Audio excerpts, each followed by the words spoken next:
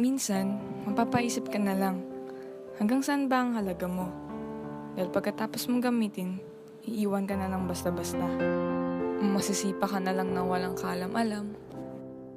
Maaapa ka ng walang kalaban-laban. Masasagasaan ng bigla-bigla lang. At ang higit sa lahat, wawalisin ka na para bang wala lang. Itatapon at bahala na kung saan na naman makarating. Pero, paano kung may halaga pa kami na hindi mo nakikita? Laman ng pangarap ng iba na magkaroon ng silid-aralan. Laman ng pangarap ng iba na magkaroon ng silid-aklatan. Ang pangarap ng iba na magkaroon ng maayos na paaralan. Kaya ikaw, anong laman ng bote mo? Huwag ibasura ang pangarap ng iba.